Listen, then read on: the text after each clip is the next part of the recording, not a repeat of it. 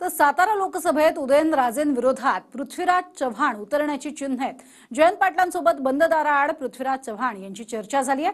मात्र उमेदवारी ठरल्यास पृथ्वीराज चव्हाण काँग्रेसच्या पंजा चिन्हावरती लढणार की शरद पवार राष्ट्रवादीच्या तुतारी चिन्हावर, हे अद्याप स्पष्ट नाहीये। पाहूया। सातारा लोकसभेत महायुतीकडनं उदयनराजे भोसले विरुद्ध महाविकास आघाडीकडनं पृथ्वीराज चव्हाण यांना तिकीट दिलं जाण्याची शक्यता आहे। पृथ्वीराज चव्हाण आणि शरद पवारांच्या राष्ट्रवादीचे प्रदेशाध्यक्ष जयंत पाटलांमध्ये बराच वेळ खलबत झाली।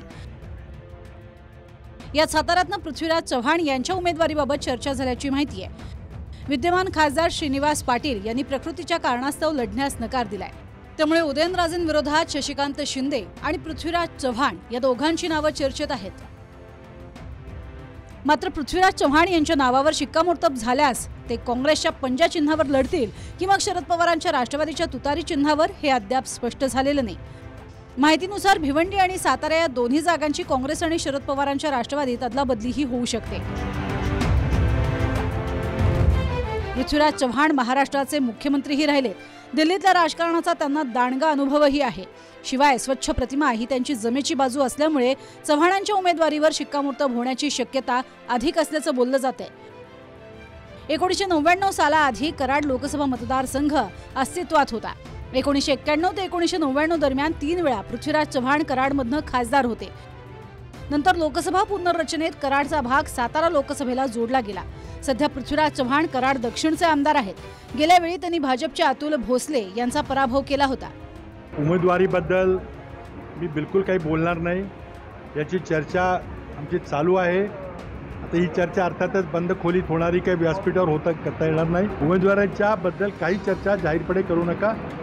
त्याबद्दल आदरणीय शरदचंद्रजी पवार जो निर्णय घेतील तो महाविकास आघाडी, राज्यातली महाविकास आघाडी मान्य करेल। उदयनराजेंचा गेल्या वेळी पराभव झाला असला तरी यंदा अजित पवारांच्या रूपानं राष्ट्रवादी आणि शिंदेंच्या रूपानं शिवसेना त्यांच्या सोबत आहे।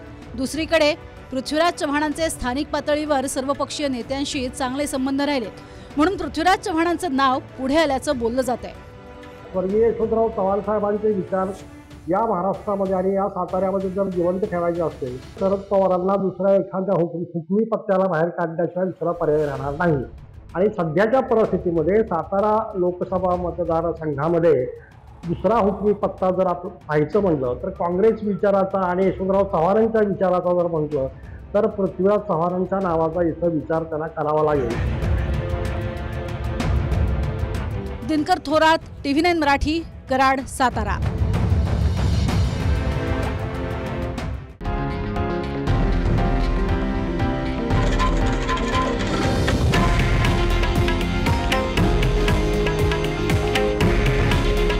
हे आहे देशातील नंबर 1 न्यूज नेटवर्क आणि आपण पाहत आहात TV9 मराठी। काळजी तुमची, हित महाराष्ट्राचं।